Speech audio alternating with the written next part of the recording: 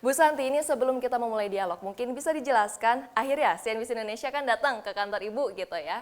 Saat ini kita lagi ada di ruangan apa, layar-layar di belakang kita ini apa, fungsinya apa, mungkin bisa dijelasin nih Bu Santi. Baik, terima kasih Mbak Bunga udah mampir ke IPCM sebelumnya. Iya.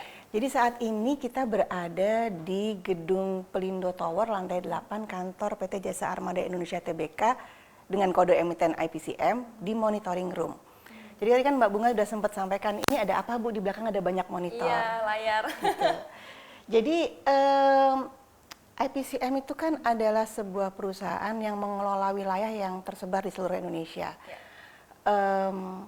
Gambar-gambar ini adalah gambar real terkait dengan wilayah-wilayah operasional kami. Kita lihat di sana ada Palembang, sungai, yang di sungainya ada STS-nya, kemudian juga ada di Tanjung Priuk, ada di Panjang. Nah, fungsinya apa gitu kan? Di sini fungsinya adalah kita perlu ruangan untuk memonitor pergerakan operasional kita. Sebetulnya tidak hanya untuk memonitor pergerakan kapal, ada beberapa sistem juga yang kita bisa cek di sini, tapi mungkin karena sekarang tidak memungkinkan untuk dilihat semua, tapi kita ada sistem untuk bisa melihat bagaimana pelayanan, kemudian sistem untuk memantau kesiapan kapal-kapal kita, sistem untuk memantau bahan bakar dan juga availability dan utilisasi kapal-kapal kita. Jadi sebelum kita berbicara lebih jauh terkait dengan kapal, mungkin kita perlu menyampaikan apa sih sebetulnya yang IPCM ini ya. Oke. Jadi IPCM itu adalah sebuah anak perusahaan yang berada di bawah naungan subholding Pelindo Jasa Maritim atau SPJM. Sebuah subholding yang dibentuk setelah Pelindo merger. Jadi kalau mungkin Mbak Bunga ingat zaman mergernya Pelindo dulu ada Pelindo 1, 2, 3, 4 yang terbagi berdasarkan wilayah pelayanannya. Setelah merger, kemudian Pelindo tersebut mempunyai 4 subholding yang bergerak bersama-sama tergantung dari jenis-jenis core bisnisnya. Jadi ada yang kemudian menangani khusus peti kemas, non peti kemas, logistik, dan kemudian marin. Nah, kami adalah satu-satunya anak perusahaan di bidang marin yang bergerak khususnya untuk pelayanan jasa pandu tunda yang sudah listing. Kode emitennya IPCM. IPCM ya Bu ya, tahun 2019 ya Bu? 2016? 2017 kami go listing dan kemudian sampai dengan sekarang gitu. Alhamdulillah sudah cukup lama juga ya. Jadi kami sudah merasakan bagaimana rasanya kalau di bursa open kepada para emiten, supaya kami juga inginnya kan secara governance juga banyak yang melihat kami dari segala sisi sehingga membantu kami untuk menjadi lebih besar lagi gitu. Kalau tadi disampaikan kemudian ini sistem-sistem yang ada itu juga sebenarnya bentuk dari keinginan kami menyampaikan sebuah perusahaan yang profesional dan kemudian berstandar global.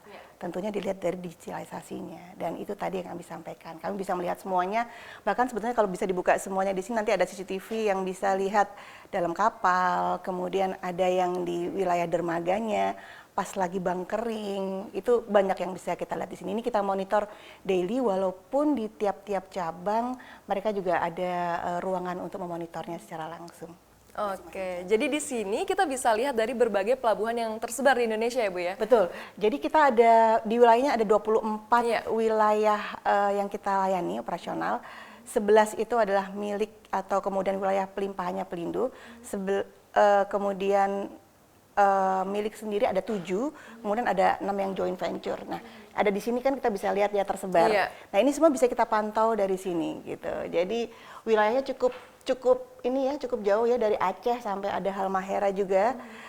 Kalau wilayah Pelindo sendiri yang kita kerjakan mostly berada di sebagian, kita bisa lihat ada Teluk Bayur, Jambi, Palembang, sebagian di Sumatera, sebagian di Kalimantan, sebagian di Pulau Jawa. Tapi kalau untuk BUW pelimpahannya JAI sendiri ada di Pulau Jawa juga, ada di Sumatera, dan juga yang baru kemarin juga ada di daerah Halmahera gitu.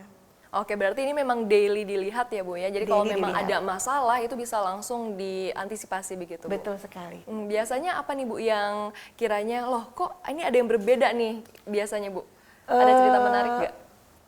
Jadi tentunya kalau kita lihat, kalau ada gambar titik-titik itu kan gambar kapal bergerak ya.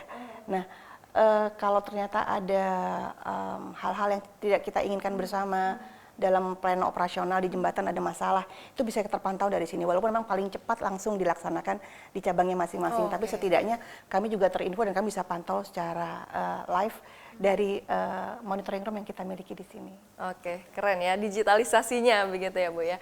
Saya akan masuk ke pencatatan atau kinerja nih Bu. Di semester 1 2025 ini kan IPCM pendapatannya sebesar 714 miliar rupiah. Betul ya Bu ya? Betul. Nah ini hal-hal apa nih Bu yang mendorong pertumbuhan tersebut? Baik Mbak Bunga, jadi kalau awal tahun kan kita juga masih agak was-was ya. Yes. Lihat ada berbagai dinamika Tantangannya global cukup ya. banyak, Tantangannya memang banyak banget, kita juga deg-degan. Tapi ternyata setelah melewati semester 1 ini, kita bisa melihat kinerja positifnya. Yeah. Jadi kalau tadi Mbak Bunga sempat bilang, Bu, pendapatan 714 gitu ya Bu ya, naik ya. Itu naik, alhamdulillah signifikan, naiknya 19,25% itu dari pendapatan secara year on year. Dan kalau dari sisi laba itu naiknya 15,02%. Kalau ditanya kontribusinya di mana Bu? Nah, jadi seperti tadi di peta dilihat, itu kami kan melayani pelabuhan umum dengan pelabuhan khusus. Pelabuhan umum itu kita bicara seperti pelabuhan-pelabuhan utama yang ada di Indonesia. Sedangkan untuk pelabuhan khusus itu biasanya tersus-tersus yang melayani barang-barang miliknya sendiri, mostly barang tambang. Nah, untuk pelabuhan umum itu mencatatkan kenaikan sekitar 12% di pelabuhan umum yang kita layani. Nah, dan untuk pelabuhan-pelabuhan yang ada di tersus atau terminal khusus itu lebih tinggi lagi lompatannya, sekitar 32%. Di mana tempatnya? Nah, itu ada di beberapa wilayah yang terutama mereka memiliki komoditinya berupa bahan-bahan tambang seperti batu bara dan nikel. Pertumbuhan terminal-terminal yang menangani nikel di Indonesia Timur cukup masif. Kemudian batu bara juga cukup besar keluar dari wilayah kami di Palembang yang sekarang layarnya ada di belakang itu. Oke, nah kalau terkait dengan dinamika nih Bu, dinamika kontribusi masing-masing dari per segmen itu seperti apa sih? Kalau dinamikanya pelayanan tunda memang masih memegang yang paling dominan sebesar 89%-an. Sisanya itu adalah pelayanan jasa pandu gitu kan ya. Nah, kalau kemudian ditanyakan lagi dinamikanya seperti apa, kami memang mengincar tempat-tempat wilayah-wilayah baru yang berupa tambang-tambang. Karena jadi Indonesia Timur ada Tarakan juga baru, STS. Itu wilayah-wilayah yang memang masih menjanjikan untuk menambahkan traffic-traffic yang saat ini kita layani. Iya, apalagi memang pemerintah saat ini lagi gencar ya Bu ya, cari penambangan baru nih, bukan cuma dari batu bara dan nikel. Dan itu di daerah Tarakan ya Bu ya, Kalimantan. Kalau Tarakan itu ada STS, kalau yang tambang-tambang nikel terutama di Indonesia Timur sih. Oke. Halmahera dan sekitarnya. Oke, baik. Bu, ini kan kontribusinya cukup besar ya Bu ya. Tadi di 714 miliar dengan kenaikan 19,2% begitu ya secara year on year. Itu kan artinya suatu hal yang ciamik di tengah-tengah tahun yang nggak gampang dilalui oleh berbagai macam sektor gitu. Tapi IPCM bisa tangguh. Nah, dengan begitu lebih optimis gak Bu untuk melihat tahun 2025 ini? Karena kan kita udah masuk ke kuartal 3, udah akhirnya ya Bu ya. Ini bagaimana pandangan ini Bu? Kalau tadi kita lihatnya data ya, kalau lihat dari data sih kami optimis gitu. Bahwa kami optimis untuk bisa tumbuh setidaknya minimal 5% secara year on year untuk nanti setelah wrap up tahun 2025 gitu. Lalu tadi kan sempat ditanyain terus habis ini mau ngapain lagi ya, kayak gimana gitu kan ya. Pertumbuhan organik dan anorganik itu sebetulnya jadi kuncinya. Untuk pertumbuhan organik sendiri ya, itu ada beberapa wilayah yang kami sudah evaluasi untuk jadi tempat-tempat baru untuk mencari pelimpahan-pelimpahan atau bekerja sama dengan mitra-mitra kami yang baru yang seperti tadi disampaikan di Indonesia Timur sepertinya masih menjanjikan. Sedangkan untuk pertumbuhan anorganik itu sebagaimana ada di RJPP kita juga saat ini sedang melakukan kajian untuk mencoba melihat adanya kemungkinan aksi korporasi atau kerjasama dengan mitra global. Gitu.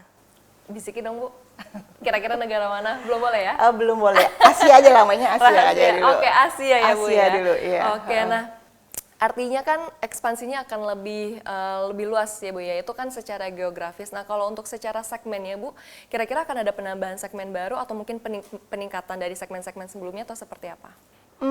Penguatan segmen yang sebelumnya dan apa namanya, ini mancing-mancing nih Mbak Bunga nih. Dan kemudian penambahan segmen baru ya dimungkinkan. Jadi diversifikasi usaha kita terkait dengan saat ini kan memang kita strongnya di pelayanan pandu tunda ya. Iya. Tapi tidak menutup kemungkinan kalau seandainya besok kita akan mengembangkan tidak hanya di kapal-kapal yang melayani pandu tunda. Udah itu dulu ya.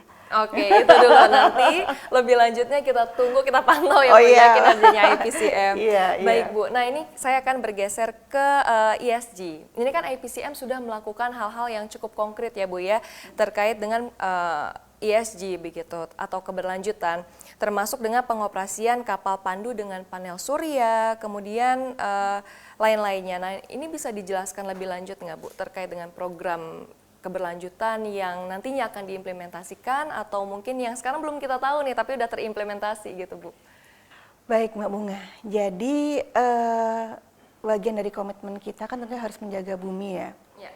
Terutama kalau kami di kapal-kapal itu kan kami menggunakan bahan bakar fosil yang lumayan signifikan. Penting buat kami selain untuk menjaga lingkungan adalah juga untuk mengontrol cost atau biaya, dan juga untuk itu kami akan mencari inovasi-inovasi lain yang tujuannya tentunya bisa membuat bumi lebih baik lagi dan juga bisa mengontrol terkait dengan biaya lebih efisien lagi. Nah itu tadi kan Mbak Bunga sudah menyebutkan beberapa terkait dengan panel surya. Memang di kapal-kapal kita yang seri baru, itu kapal pandunya itu ada panel surya. Itu kita gunakan, kapal itu kan tidak bisa mati engine-nya.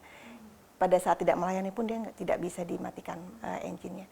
Jadi itu kita gunakan untuk mengisi daya kembali. Dan kemudian selain juga panel surya, itu kami juga memanfaatkan shore connection yang saat ini telah terpasang di beberapa pelabuhan milik Pelindo Group untuk bisa memaksimalkan penggunaan listrik sebagai pengganti tenaga fosil. Kedepannya seperti apa? Kalau kedepannya kemudian kita berpikir, Bu, Ibu mau berpikir untuk kapal tundanya ada yang bahan bakunya bukan bahan baku fosil nggak? Dalam pemantauan, dalam evaluasi gitu kan, kita tahu sekarang ada beberapa pilihan jenis kapal yang menggunakan sumber daya bukan fosil. Seperti ada yang listrik, ada yang dual engine juga, untuk yang LNG sama yang mesin dieselnya. Jadi dalam pemantauan yang tentunya akan kami pertimbangkan betul sebelum kemudian kita melakukan investasi untuk ke arah situ.